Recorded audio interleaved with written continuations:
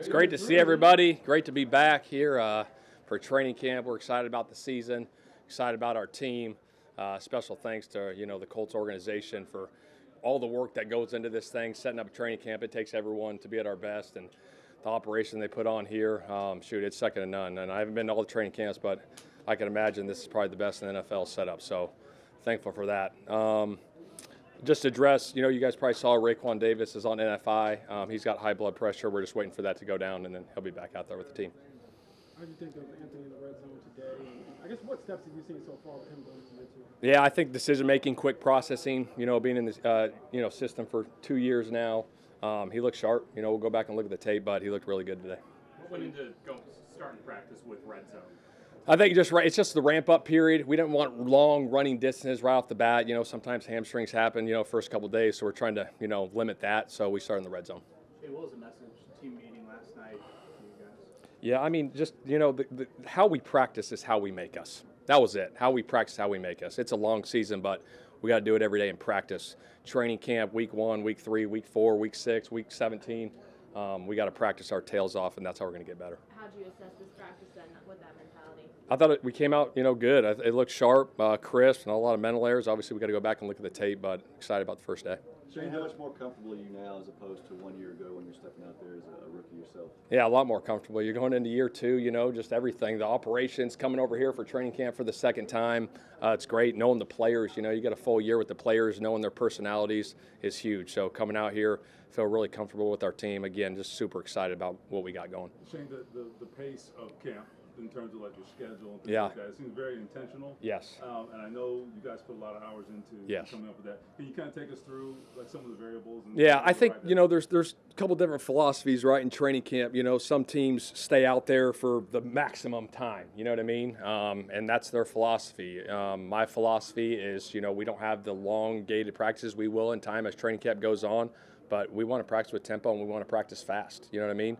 Sometimes when you do practice long, guys get tired, but shoot, that kind of shows some adversity.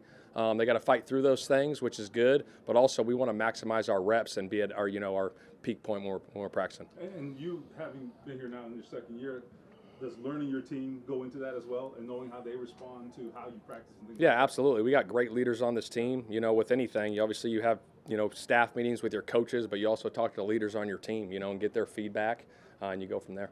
So in what ways did Anthony benefit from, obviously you'd rather have him out in the field getting reps, but in what ways did he benefit from being on the sideline and learning? Yeah, there's benefit to that. Obviously you want him on the field, but the mental part of it, you know what I mean? Just sitting back and seeing it from, a 30-foot view is huge. So he got that aspect of it, but again, more than excited to have him back for the season. Did Zaire try to tell you that he would have gotten Anthony on that one?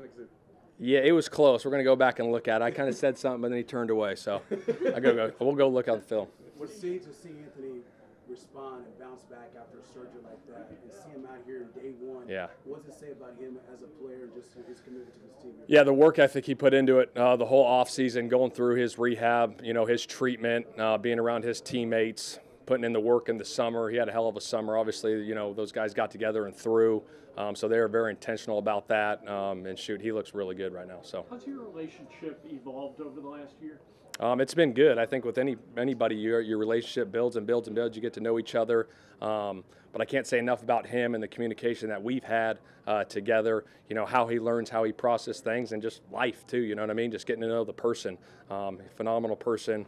Again, just extremely grateful that he's on our team. You haven't had a ton of practices like this with Anthony and Jonathan Taylor together. So Yeah. just as the play designer, just kind of how intrigued are you to have so many practices to build that thing out? Well, I think it's exciting because the playbook is open to everything. You got a quarterback that can do everything. He can throw from the pocket. He can get out of the pocket. He can run the football. And then you got Jonathan Taylor, who's one of the best backs in the league. And to have both those guys in the backfield is going to be critical for our success.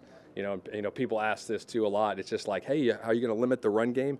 And I kind of think like, shoot, are you going to limit Steph Curry from, shooting three-pointers?